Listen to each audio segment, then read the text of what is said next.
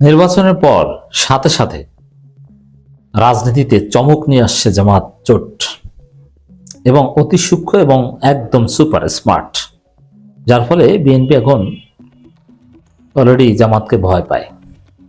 অবশ্য বিএনপি আসল ভুলটা করেছে, নির্বাচনে জিতে জামাত শিবিরের উপর হামলা করেছে, বিভিন্ন জায়গায় এনসিপির উপর হামলা করেছে। ওইটা না করলে এত বেকায়দায় পড়তো না। বিএনপি সরকার গঠন করেছে, শপথ নিয়েছে, কিন্তু তারা আগেই বেকায়দায় পড়েছে এবং সামনে আরো বেকায়দায় পড়বে। জামাত শপথের আগের দিন রাজপথে নেমেছে, শপথের দিনও রাজপথে। তো এটা বিএনপির জন্য অশনির সংকেত। এখন বিএনপির অনেকে বলছেন যে বিএনপি কঠোর হতে বাধ্য হবে। আপনি কঠোর হন না, কি করবেন? পিটাইবেন, গুলি করবেন, জেলে ঢুকাবেন, ঢুকান, দেখেন কি হয়, আপনি কিভাবে দেশ চালান। ভিন্ন মতকে দমন করে একদিনও সুন্দরভাবে দেশ চালাতে পারবে না। দেশ চালাতে হলে সবাইকে নিয়ে ঐক্যবদ্ধভাবে সুন্দরভাবে দেশ চালাতে হবে, উল্টো পাল্টা করলে কিছু হবে না। তো দর্শক, বিএনপি অলরেডি ভয় পেয়েছে জামাতের যে রাজপথের শক্তিশালী অবস্থান, এবং শুরুতেই তাদের যেটা জানান দেয়া যে না, আমাদের সাথে উল্টো পাল্টা করলে আমরা আঙ্গুল চুষবো না, এটা হবে না। কনস্ট্যান্ট জামাত রাজপথে আছে, দ্যাট ইজ ভেরি সিগনিফিক্যান্ট।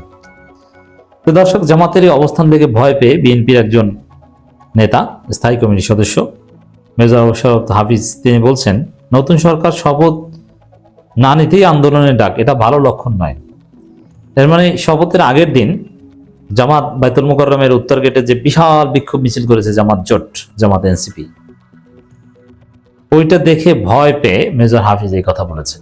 এর মানে জামাতের কর্মসূচিকে অলরেডি বিএনপি ভয় পাওয়া শুরু করেছে। এটা ভালো লক্ষণ নয়। হ্যাঁ, ভালো লক্ষণ নয়, কিন্তু দেখেন এখানে সমস্যাটা কি। যেমন ঢাকা বিশ্ববিদ্যালয়ে মোসাদ্দেক, এবি জুবায়ের, এরা নির্বাচন পরবর্তী সহিংসতার প্রতিবাদে বিক্ষোভ মিছিল করেছে। এটার বিক্ষোভ মিছিল করেছে, এটা সমালোচনা করেছে ছাত্রদল, যে এভাবে তারেক রহমান বিরুদ্ধে স্লোগান দিয়ে বিক্ষোভ মিছিল করতে পারে না। অথচ ওই ছাত্রদল বলতে পারে না যে না, নির্বাচন পরিবর্তন সহিংসতা এটা ঠিক হয়নি, তারাও একটা প্রতিবাদ দিতে পারে না। এর মানে অন্যায়ের প্রতিবাদ তারা করতে পারে না, অন্যায়ের প্রতিবাদকারীদের সমালোচনা করতে পারে। এইখানে জামাত কি নিয়ে বাইতুল মোকাররমের উত্তর গেটে শপথের আগের দিন মিছিল করেছিল, বিক্ষোভ মিছিল করেছিল। সারা দেশে জামাত এনসিপির উপর ভয়াবহ হামলা করেছে, বাড়িঘর পুড়িয়ে দিয়েছে, সংখ্যালঘুদের উপর হামলা করেছে বিএনপি এবং হত্যা করেছে। বিএনপির দুই গ্রুপই এক গ্রুপ আর এক গ্রুপকে হত্যা করেছে। ধর্ষণের অভিযোগও ছিল, এখন পর্যন্ত সেটা সুরাহা হয়নি যে আসলে ঘটনা কি ঘটেছে। জামাতের অফিস পুড়িয়ে দেওয়ার মতো ঘটনা ঘটেছে, নারীদের উপর হামলা ঘটনা ঘটেছে। কি নৃশংসতা! কোন সভ্য জগতে না একটা দলকে ভোট দেওয়ার জন্য, আরে ভাই, খেলা যেমন বিষয়টা কেমন দেখেন। আমি ধরে নিলাম যে বাংলাদেশ এবং ভারত ক্রিকেট ম্যাচ হলো, সেই ম্যাচে বাংলাদেশ ভারত দুই দলই তো খেলছে। এখন বাংলাদেশ পরাজিত হওয়ার পর ভারত যদি বাংলাদেশের প্লেয়ারদের পিটে ইচ্ছে মতো, এটা যেমন একদম স্রেফ মূর্খতা। ভাই, দুইটা দল না হলে আপনি খেলবেন কিভাবে? সেখানে খেলা হয়েছে, এক দল জিতেছে, আর এক দল জিততে পারেনি। ভদ্রতা কি? হ্যান্ডশেক করে সেখান থেকে বিদায় নেবে। সাধারণত পরাজয়ের পর আপনারা দেখেন যে দুই দল হ্যান্ডশেক করে বের হয়। নির্বাচনটা তো এরকম হওয়ার কথা। সেখানে জামাতের লোকজনকে পিটিয়েছে, অফিস পুড়িয়ে দিয়েছে। এটা কেমন সন্ত্রাসী দেখেন তো। এই যে ভয়াবহ সন্ত্রাস, নির্বাচনে জিতে জামাত শিবির এনসিবির উপর যে বিএনপি সন্ত্রাসী হামলা, এর বিরুদ্ধে মেজর হাফিজ কোনো প্রতিবাদ করেছে? না, করেনি।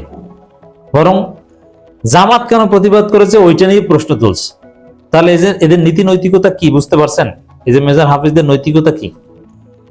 আরে ভাই, পারলে আপনি একটা প্রতিবাদ করেন, আপনি পারলে দুঃখ প্রকাশ করেন যে না, জামাতের উপর যে হামলা করেছে আমরা দুঃখ প্রকাশ করছি, আমরা আইনানুগ ব্যবস্থা নিব। তা না, বরং জামাত প্রতিবাদ করেছে, আপনারা উল্টো প্রতিবাদ করেন, যেটা তো ভালো লক্ষণ নয়। তাহলে কি চান? হাসিনা হতে চান? যে জামাতের উপর আপনার হামলা করবেন, ধরবেন, গ্রেপ্তার করবেন, মারবেন, আর জামাতের লোকজন আঙ্গুল চুষবে, আর তারা প্রতিবাদ করতে পারবে না। প্রতিবাদ করতে গেলে তখন মানে আওয়ামী লীগ আমলে যেটা হয়েছে, মারতো আপনাকে, তারপরে পুলিশও দিত আপনাকে। ওইটা করতে চান? না, এগুলো করে বাংলাদেশ চালাতে পারবেন না। এটা জুলাই আগস্ট পরবর্তী বাংলাদেশের রিয়ালিটি, এইসব উল্টোপাল্টা চলবে না।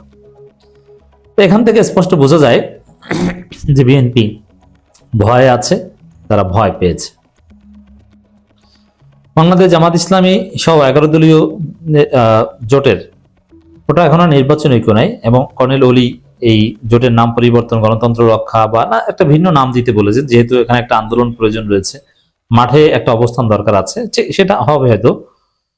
11 দলীয় জোটের ভুক্ত দলগুলো রাজধানীতে যে বিক্ষোভ সমাবেশ করেছে গত সোমবারের কথা, তার সমালোচনা করেছেন বিএনপি স্থায়ী কমিটির সদস্য মেজর অবসরপ্রাপ্ত হাফিজউদ্দিন আহমেদ। তিনি বলছেন এটা ভালো লক্ষণ নয়। আরে ভাই, বিক্ষোভ মিছিলটা করলে ওটা তো আপনার সরকারের বিরুদ্ধে করেনি, তখন পর্যন্ত তো ইউনূস সরকার ক্ষমতায়, আপনার এত লাগে কেন? এই ধরনের এই সমালোচনা, জাস্ট একটা শান্তিপূর্ণ বিক্ষোভ করেছে যাতে কারো কোনো অসুবিধা হয়নি অফিস আওয়ারের পর, এটা নিয়েই সমালোচনা। বোঝা যায় যে আপনাদের মধ্যে গণতান্ত্রিক মানসিকতার অভাব আছে।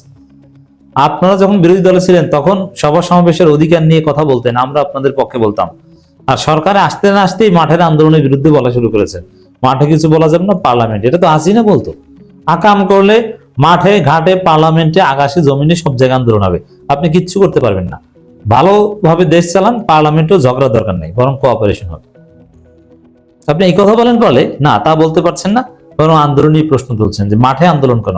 আবার ভয় দেখাচ্ছে অনেক যে না, আর যাই হোক রাজপথে, কথায় কথায় রাজপথে নামো, এইটা আর করতে দেওয়া হবে না, ওটাকে মব হিসেবে আখ্যা দিব। ওরে বাবা, আপনার ক্ষমতায় এসেছেন কিভাবে?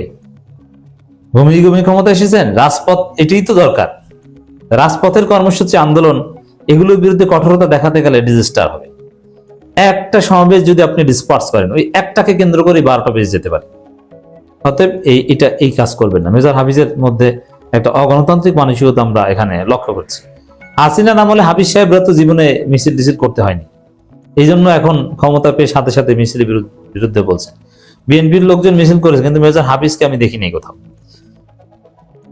রাজধানী মহাখালীতে রাওয়া ক্লাবে মুক্তিযুদ্ধের প্রধান সেনাপতি জেনারেল অবসরপ্রাপ্ত এম এ জি ওসমানীর 42তম মৃত্যুবার্ষিকী উপলক্ষে আয়োজিত আলোচনা সভার পর সাংবাদিকদের সঙ্গে আলাপ হলে তিনি কথা বলেন। সারা দেশে জাতীয় নির্বাচন পরবর্তী সহিংসতা, নিপীড়ন, হত্যা, ধর্ষণের প্রতিবাদে 11 দলীয় জোট বিক্ষোভ মিছিল করেছে, তার বিরুদ্ধে বলছেন। এই কর্মসূচির বিষয়ে হাফিজউদ্দিন আহমেদ বলেন, দুঃখজনক হলো সত্য যে নতুন সরকার এখনো শপথ নেয়নি, অথচ আজকে আন্দোলনে। আরে এই আন্দোলনের এই যে হামলা, ধর্ষণ, এগুলোর বিরুদ্ধে একটু বলেন, তারপরে বলেন যে আমরা দেখতেছি ভাই আপনাদের আন্দোলন করার দরকার নেই। বলেছেন না, আপনি আন্দোলনের বিরুদ্ধে গান। অবস্থা কিন্তু ভালো দেখছি না আমরা, আপনার অবস্থা ভালো দেখছি না। আপনি বলছেন যে লক্ষণ ভালো নয়, লক্ষণ তো আপনাদের ভালো নয়, আপনারাই তো উল্টাপাল্টা লাইনে যাচ্ছেন মনে হচ্ছে।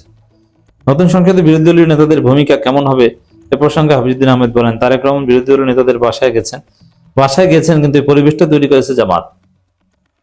এবং গেছেন কি কোনো কিছু নেগোসিয়েশন করতে, যে শপথ 2টা নিবেন না একটা নিবেন না কি?